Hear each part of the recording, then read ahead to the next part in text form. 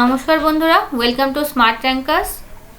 ভিডিওটি স্টার্ট করার আগে বলে দিই, তোমরা এই চ্যানেলটিকে সাবস্ক্রাইব করে নাও যাতে নোটিফিকেশান পেতে পারবে ইন ফিউচারে। ওকে, তো যাই হোক, তো আনন্দবাজার পত্রিকা থেকে আমরা এই সম্পাদকীয় প্রতিবেদনটি ডিসকাস করব। মূলত প্রতিবেদনটির নাম হচ্ছে এই মহাযুদ্ধে জিততে হলে, এই মহাযুদ্ধ জিততে হলে। মহাযুদ্ধ বুঝতেই পারছো কোন মহাযুদ্ধের কথা বলা হচ্ছে, এখন করোনা মহাযুদ্ধের কথা বলা হচ্ছে। তো রাইটার এখানে বিভিন্ন রকম সাজেশন দিয়েছেন মূলত যে কি করতে হবে, কারণ এই যে লকডাউন চলছে এবং করোনা যে ভাইরাসটি রয়েছে সেটা কিন্তু সম্পূর্ণ শেষ হতে 18 মাস থেকে 2 বছর পর্যন্ত লেগে যাবে, এবং অত দিন পর্যন্ত লকডাউনকে মেনটেন করা যেরকম অসুবিধা, সেরকম কিন্তু অর্থনীতিকে চাঙ্গা করাটাও কিন্তু একটা চ্যালেঞ্জিং ব্যাপার। তো দুটোকেই কিভাবে ট্যাকেল করা যাবে, এবং মূলত কিভাবে একটা রাস্তায় নিয়ে আসা যাবে, একটা দিকে, একটা ভালো দিকে, উন্নতির দিকে নিয়ে যাওয়া যাবে, তার জন্য তার সাথে সাথে সাধারণ মানুষকে কি বেনিফিট দেওয়া দরকার। কারণ এই সময় প্রত্যেকটা যখন সেক্টর, প্রত্যেকটা ইকোনমির, অর্থনীতির প্রত্যেকটা ক্ষেত্র যখন খুব বাজে পরিস্থিতির মধ্যে দিয়ে যাচ্ছে, তখন কিন্তু কি স্ট্র্যাটেজি নিলে পুরো মার্কেটে অ্যাক্টিভিটি, ইকোনমি অ্যাক্টিভিটিগুলো ইনক্রিজ হবে, সেটার কথা কিন্তু এখানে রাইটার বলেছেন। তো এতদিনে স্পষ্ট হয়ে গেছে যে লকডাউনের ঘোষণা কিন্তু জরুরি ছিল, যতই জরুরি হোক তার পরিকল্পনা দুর্বলতাগুলো কিন্তু ভয়ানক। তার মানে বোঝাতে চেয়েছেন রাইটার যে লকডাউন যে ঘোষণা করা হয়েছিল সেটা অবশ্যই জরুরি ছিল, কিন্তু তার জন্য যে যথাযথ যে পরিকল্পনা নেওয়া দরকার ছিল, বা লকডাউন চলাকালীন যে পরিকল্পনা নেওয়া দরকার ছিল, সেখানে কিন্তু অনেক দুর্বলতা দেখা দিয়েছে, মানে ঠিকঠাক পরিকল্পনার অভাব দেখা দিয়েছে। বিশ্বের বহু দেশই এখন কিন্তু লকডাউনের শিকার, তাই নয়? কিন্তু আমাদের যে 138 কোটির মানুষের যে দেশ আমাদের ভারতবর্ষ, সেখানে কিন্তু 50% ক্ষুদ্র ও প্রান্তিক চাষি রয়েছেন, 93% শিল্প অসংগঠিত মানে আনঅর্গানাইজ সেক্টর, এবং তার 85% ঠিকা শ্রমিক বলতে যারা ডেইলি ওয়েজার্স, যাদের কোনো ফিক্সড স্যালারি নয়, যারা ঠিকায় কাজ করেন। সেখানে সংকটের ব্যাপ্তি কিন্তু আর তা থেকে বেরোনোর পর দুটোই কিন্তু আলাদা এবং স্বাভাবিক। সংকটের ব্যাপ্তি কিন্তু খুবই বেশি, এবং সেখান থেকে বেরোনোর পরটাও কিন্তু খুবই কঠিন। আপাতত সরকারের ভাবনার চলন কিন্তু স্বল্পমেয়াদী। মানে লেখক এখানে বোঝাতে চেয়েছেন সরকার যে স্ট্র্যাটেজি নিয়েছে, যে ইকোনমিক প্যাকেজ হলো বা যে রিলিফ প্যাকেজ দিয়েছে, সেগুলো কিন্তু স্বল্প মেয়াদি, মানে স্বল্প সময়ের জন্য দিয়েছে। যেরকম 3 মাসের জন্য বিভিন্ন রকম স্কিম দিয়েছে, যেগুলো এরপরেই লেখা আছে। দেখো, রেশন বা ত্রাণ শিবির, 3 মাসের জন্য প্রভিডেন্ট ফান্ড দেওয়া বা ইএমআই মুলতুবি রাখা, বা উজালা পরিবারে বিনামূল্যে 3 মাস গ্যাস, বা জনধন প্রকল্পে 3 মাস 500 টাকার কিস্তি দেওয়া, এগুলো সবই কিন্তু স্বল্প মেয়াদি, মানে 3 মাসের জন্য। কিন্তু এই করোনা কিন্তু এই 3 মাসের জন্যই শুধু থাকবে না, বা এর প্রভাব যে ছেড়ে গেছে, লকডাউনের যে প্রভাব থাকবে অর্থনীতির ওপর, সেটা কিন্তু 3 মাসে ঠিক হয়ে যাবে না। এটাই অ্যাকচুয়ালি লেখক বোঝাতে চেয়েছেন। তো তার জন্য একটা দীর্ঘমেয়াদী কিন্তু পরিকল্পনা দরকার। এই টুকরো টুকরো ছবি থেকে কিন্তু ভাবা যেতে পারে 3 মাস পরে সব কিছু স্বাভাবিক হয়ে যাবে। এরকম যে 3 মাসের একটা প্যাকেজ সব জায়গায় 3 মাসের রিলিফ দেওয়া হয়েছে, তাতে মনে হতে পারে যে 3 মাস পর কিন্তু সব কিছু ঠিক হয়ে যাবে, কিন্তু অ্যাকচুয়ালি বা প্রকৃতপক্ষে কিন্তু ব্যাপারটা মোটেও এত সোজা হবে না, এত সহজে কিন্তু সব কিছু ঠিক হবে না।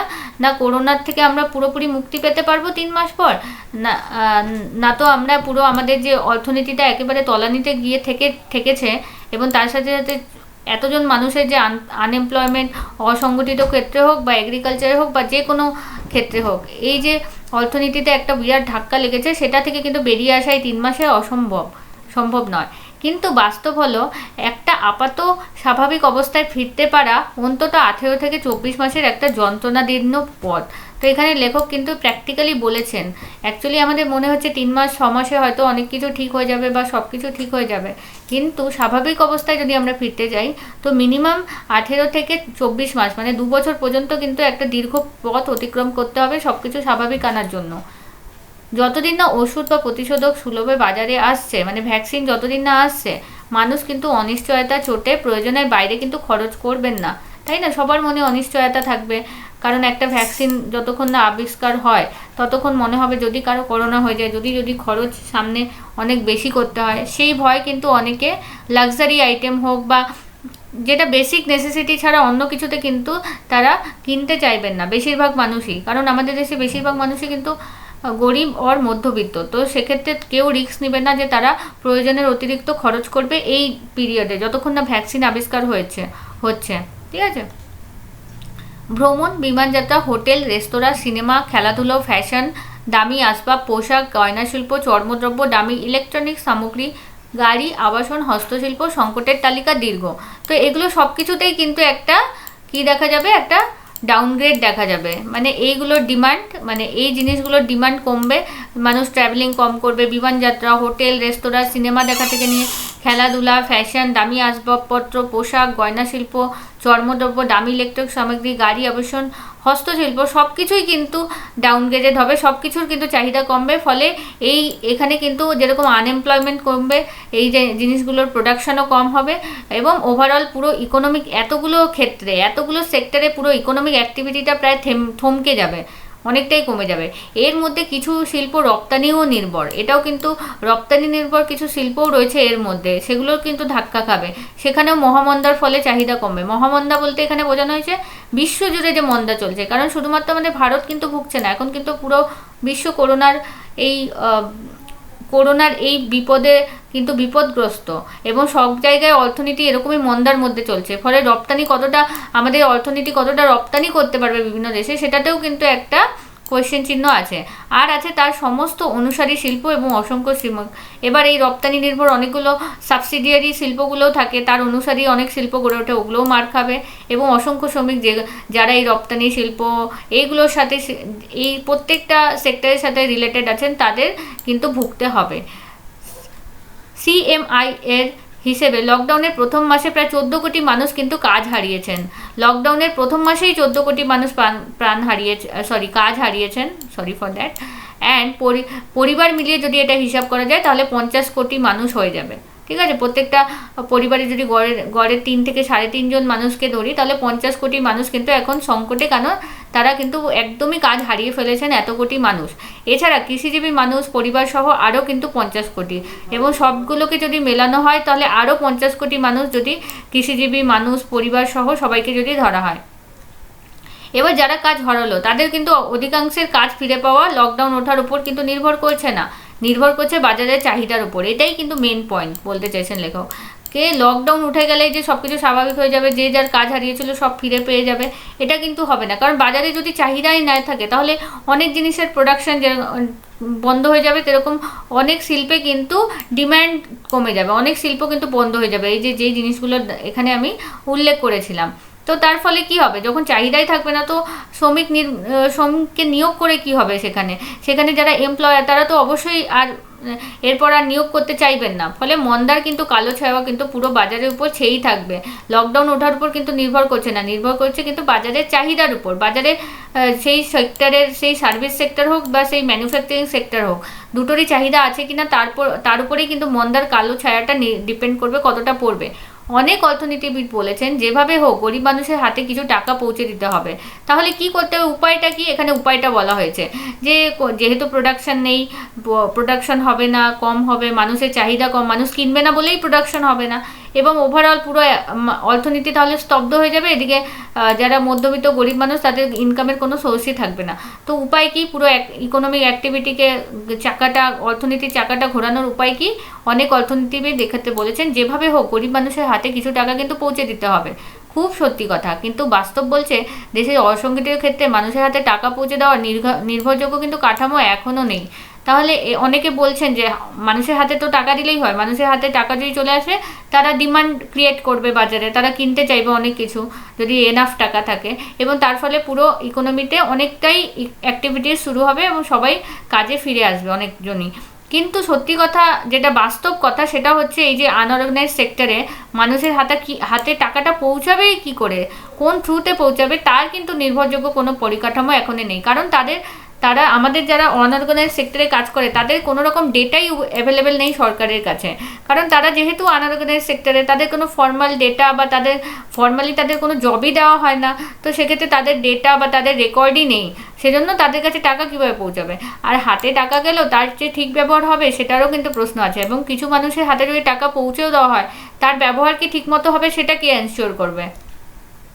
ক্ষুদ্র ও মাঝারি শিল্পের সহায়তার কথা কিন্তু শোনা যাচ্ছে, কিন্তু সেখানেও সমস্যা অনেক। সেই টাকা শ্রমিকের কাছে কিন্তু পৌঁছাবে কি, সব ক্ষেত্রেই একটাই সমস্যা দেখা যাচ্ছে যে যেখানেই আমরা চেষ্টা করি না কেন টাকা পৌঁছানো, সেটা কি অ্যাকচুয়ালি আলটিমেটলি শ্রমিকের কাছে পৌঁছাবে কি?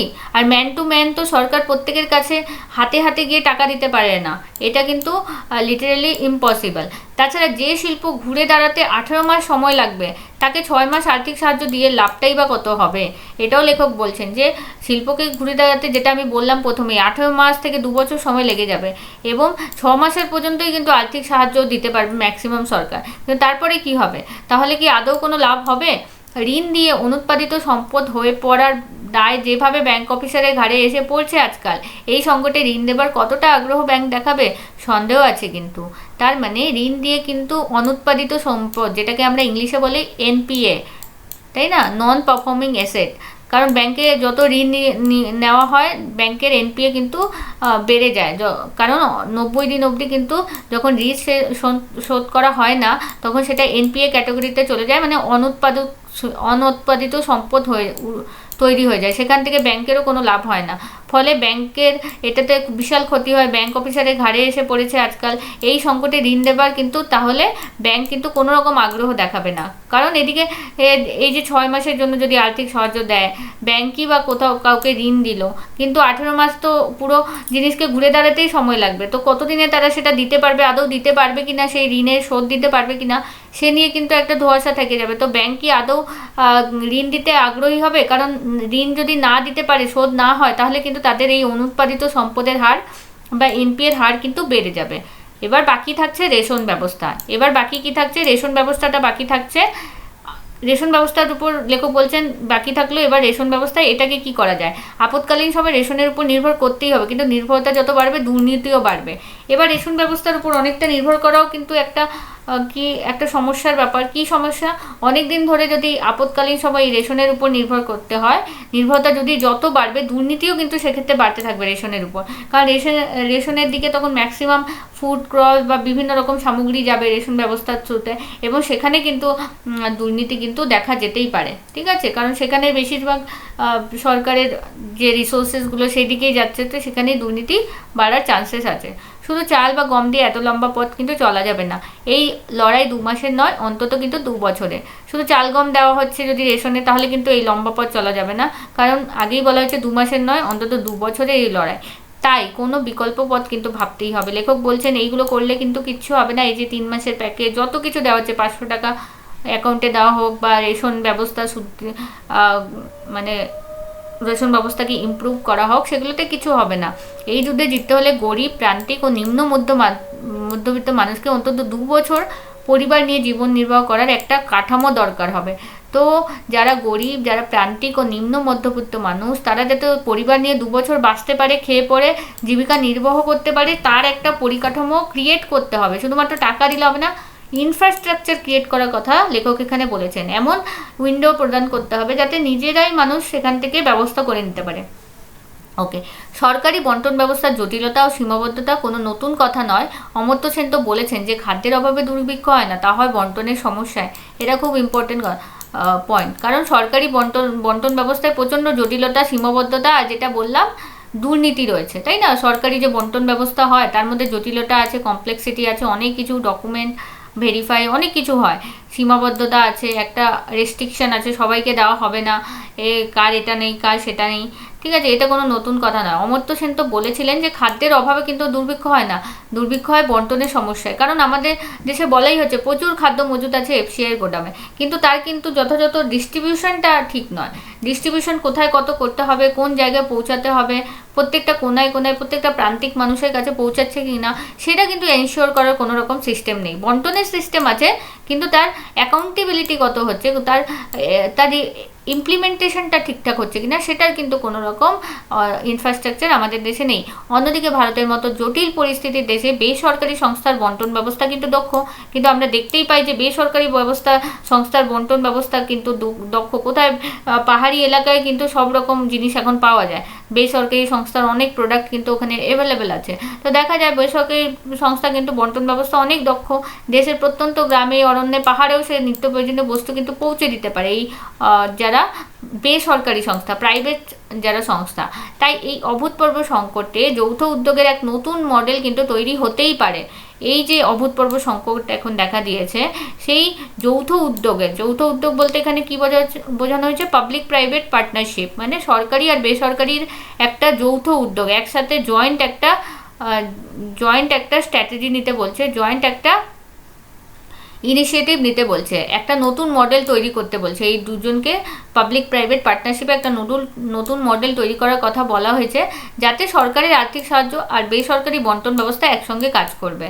তাহলে এটাও ইম্পর্টেন্ট পয়েন্ট। লেখক বলতে চাইছেন যে যেহেতু বেসরকারি বন্টন ব্যবস্থার বেসরকারি সংস্থার বন্টন দক্ষতা খুব বেশি, খুব ভালো, আর এদিকে সরকারের আর্থিক সাহায্য, সরকারের যেটা আর্থিকভাবে সাহায্য করতে চায় তার একটা উদ্দেশ্য রয়েছে, এবং এই উদ্দেশ্যকে এই বেসরকারি বন্টন সংস্থার সাহায্য নিয়ে কিন্তু ভালো করে দক্ষভাবে এই কাজটাকে করা যাবে, এটাই বলা হয়েছে। একটা 2 বছরের সময়সীমা যদি ভাবা হয়, ন্যূনতম মানের জীবন বাঁচতে রেশন, চাল, ডাল, গম ছাড়াও লাগবে কি নুন, চিনি, দুধ, তেল, বিস্কুট, মশলা, চা, সাবান, মাজন, খাতা, পেন, পেন্সিল, ব্যাটারি, অনেক কিছু। এবার কিন্তু লেখক নিজের পার্সোনাল আইডিয়া বলছেন, এগুলো তোমরা নাও পড়তে পারো, জাস্ট একবার করে দেখে নাও যে কি কি করতে পারে সরকার, এগুলো বলেছেন লেখক। যেরকম 2 বছরের সময়সীমার কথা একটা ইমাজিন করে নিয়েছেন লেখক, যে এত যদি করা হয়, এত দিনের জন্য যদি কিছু হেল্প দেওয়া যায়, যেমন ন্যূনতম জীবন বাঁচতে রেশনে চাল, গম, ডাল ছাড়াও কি লাগবে, নুন, চিনি, দুধ, তেল, বিস্কুট, মশলা, চা, সাবান, মাজন, খাতা, পেন, পেন্সিল, ব্যাটারি, অনেক কিছু। দেখা দরকার কাদের এই সামগ্রী একদম প্রত্যন্ত অঞ্চলে পৌঁছানোর পরিকাঠামো আছে, সেই সংস্থাগুলির সঙ্গে তাল মিলিয়ে উদ্যোগ নিয়ে একটা আলাদা নামে সামগ্রীগুলিও বাজারে আসতে পারে।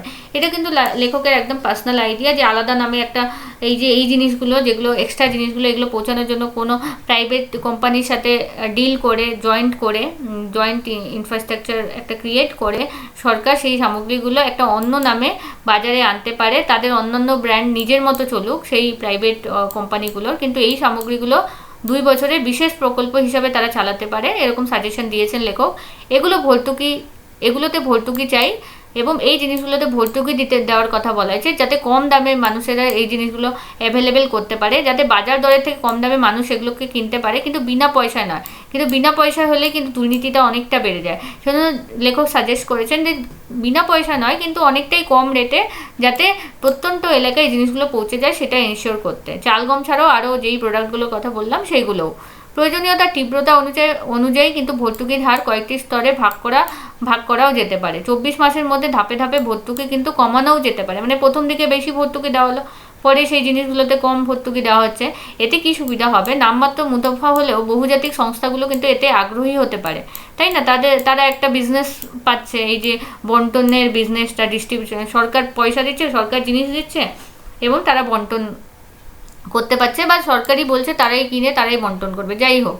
তো ব্যবসার চাকা কিন্তু গড়াবে, বন্টন ব্যবস্থার বিভিন্ন স্তরে যুক্ত লক্ষ লক্ষ মানুষের জীবিকা চলবে, তাই না?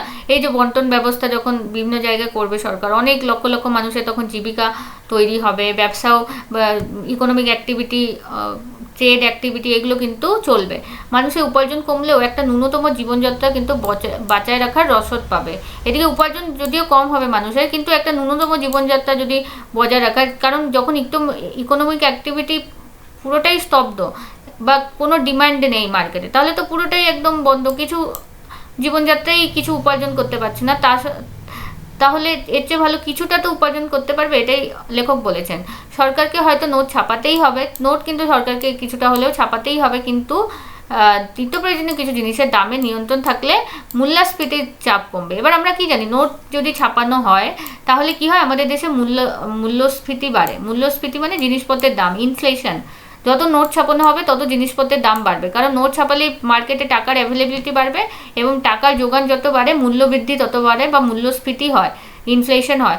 কিন্তু যদি আমি নিত্য প্রয়োজনীয় জিনিসের ক্যাপ লাগিয়ে দিই, ক্যাপ মিনস হচ্ছে এখানে একটা নিয়ন্ত্রণ করা, জিনিসপত্রের দামকে নিয়ন্ত্রণ করা। তো সরকার যদি নিত্য প্রয়োজনীয় জিনিসের দামে নিয়ন্ত্রণই লাগিয়ে দেয়, তাহলে ইনফ্লেশন তো এমনিতেই চাপ কমে যাবে নোট ছাপানো হলেও। তো হিসেব বলছে আজ দেশের যা জিডিপি, আগামী 2 বছর ধরে তার 4% ভর্তুকি দিতে পারলে এই প্রকল্পটি বাস্তবায়ন সম্ভব। তো লেখক বলছেন হিসেব করে, যে হিসেব বলছে আজকে দেশের যত আমাদের জিডিপি, আমাদের জাতীয় আয়, আগামী 2 বছরে তার যদি 4% ভর্তুকি আমরা দিতে পারি, তাহলে এই প্রকল্পটি, যেটা লেখক সাজেস্ট করেছেন, সেটা বাস্তবায়িত করা যেতে পারে। অন্যান্য ভর্তুকিতে টাকা বাজারে ফিরে আসার নিশ্চয়তা থাকে না, কিন্তু এক্ষেত্রে যদি ভর্তুকি দেয় তাহলে সরাসরি বাজার সচল থাকার অনুঘটক হবে। তো লেখক এখানে বোঝাতে চেয়েছেন এটার লাভটা কি হবে এইরকম ভর্তুকি দিলে। কারণ অন্যান্য যখন ভর্তুকি দেয় তখন তো সরকারের তার থেকে কিছু পাওনা থাকে না, যাকে দিল সে নিয়ে নিল, ব্যাস, কোনো ইকোনমিক, তাই সেই সাবসিডির ফলে যে ইকোনমিক অ্যাক্টিভিটি আমাদের বাড়ছে সেরকম সম্ভাবনা থাকে না। বাট এই পিরিয়ডে যখন ইকোনমিক অ্যাক্টিভিটিস বন্ধ আছে তখন এই ভর্তুকি দেওয়ার ফলে যদি ইকোনমিক অ্যাক্টিভিটিস ফিরে আসে এবং দেশের ওভারঅল ইকোনমিক গ্রোথ হয় তাহলে তো সরকারের একটু হলেও লাভ হবে, এটাই বলতে চাইছে। তবে কিছু প্রশ্ন থাকে, যেমন সরকার ভর্তুকির হিসেব রাখবে কি করে, আর সবার তো ভর্তুকি দরকার, তাই না? তো এত হিসেব, এত রেকর্ড, যেটা প্রথমেই বললাম, রেকর্ড রাখাটাও তো একটা বড় ব্যাপার। আর রইল দেশের 10 থেকে 15% পরিবার যাদের ভর্তুকি না পেলেও চলতো, তাদের ক্ষেত্রে কী হবে? এই যে 10 থেকে 15% পরিবার যাদের কিন্তু ভর্তুকি না দিলেও তারা চলতো, তারা অনেক রিচ ক্যাটাগরিতে পড়ে। এবার লেখক বলছেন তারা মূলত হচ্ছে করদাতা, তারাই কিন্তু 10 থেকে 15% যারা হাই ইনকাম করেন তারাই কিন্তু কর দেন, এবং সেজন্য লেখক বলছেন তারা মূলত করদাতা। তাই ভর্তুকি হারির সঙ্গে তাল মিলিয়ে করের উপর করোনা সারচার্জ চাপানো যেতে পারে। ঠিক আছে, তো রিসেন্টলি কোনো একটা স্টেট, আমার মনে পড়ছে না, আই থিঙ্ক নাগাল্যান্ড এরকম কিছু একটা হবে, তারা কিন্তু এই করোনা সেস কিন্তু একটা করোনা সারচার্জ বা সেস এরকম একটা কিছু লাগিয়েছে তাদের পার্টিকুলার রাজ্যে, 6% বা এরকম কিছু একটা ইনকাম ট্যাক্স বা কিছুর সাথে, বা পেট্রোল অ্যান্ড ডিজেলের সাথে, আই থিঙ্ক পেট্রোল অ্যান্ড ডিজেলের সাথে, রাইট। তো যাই হোক, তো এখন এই ভর্তুকির হারের সঙ্গে তাল মিলিয়ে করের উপর যত তারা কর দেয় তার উপর কিন্তু সারচার্জ চাপানো যেতে পারে। তো করের উপর যে কর চাপানো হয় সেটাকেই সারচার্জ বলে। সাপোজ যারা বড় লোক তারা খুবই সব থেকে বেশি ইনকাম করে, কিন্তু তারা কিন্তু 30% ইনকাম ট্যাক্স দেয় সাপোজ, তো তাদেরকে আরও 10% যদি করের উপর 10% দিতে হয়, তো 30 × 10% সারচার্জ, এরকম সারচার্জ কিন্তু চাপানো যেতে পারে। তবে মূল কথা, শিল্পক্ষেত্রে সরকারি অনুদান বাড়িয়ে সমস্যা সমাধানের সম্ভাবনা কিন্তু কম, তাই না? তো এখানে লেখক বলছেন শিল্পক্ষেত্রে যদি আমরা অনুদান বাড়িয়ে দিতে থাকি, যেমন ইন্ডাস্ট্রিয়াল ক্ষেত্র যেটা বলছে, সেখানে কিন্তু সমস্যা সমাধানের সম্ভাবনা অনেক কম। ব্যবসা তার নিজের গতিতে চলবে, মানুষের দৃষ্টিভঙ্গি ও চাহিদার পরিবর্তনের ফলে এক বিপুল অংশ ঝাঁপ বন্ধ করবে। এটা ঠিকই যে ব্যবসা তার নিজের গতিতেই চলে, মানুষের দৃষ্টিভঙ্গি ও চাহিদার যখন পরিবর্তন হবে একটা বিপুল অংশ ঝাঁপ কিন্তু বন্ধ করবে, কিন্তু তার সাথে সাথে আবার নতুন ধরনের চাহিদা সৃষ্টির জন্য অন্য নতুন শিল্পও সৃষ্টি হবে। তাই হয়তো মানুষের উপর সরকারি সহায়তার ছাতাটা দরকার অনেক বেশি, মানুষ যাতে অন্য জীবিকা খুঁজে নেওয়ার সময়টা পায়। তাহলে এই সময় যে জীবিকা চেঞ্জ, এই যে পরিবর্তন হবে, একটা পরিবর্তন হচ্ছে পুরো পুরো আমাদের ইন্ডিয়ার সোসাইটিতে, ইকোনমিক্সে, মানুষের ডিমান্ডে, মানুষের যেটা দৃষ্টিভঙ্গিতে, মানুষের যা কি এখন কি নতুনভাবে কীভাবে জীবনযাপন করবে, তো সে সব কিছুর জন্য তাদের যে নতুন জীবিকা যদি কাউকে খুঁজে নিতে হয়, তাহলে কিন্তু এই যে যেই সময়টা এখনও কোনো জীবিকা দ্বারা খুঁজে পাচ্ছে না, সেই সময় সরকারের ছাতাটা কিন্তু তাদের জন্য দরকারি। এটাই লেখক বলে শেষ করছেন আর্টিকেল। ঠিক আছে, ওকে, তো আজকে এতটুকুই ছিল। Thank you.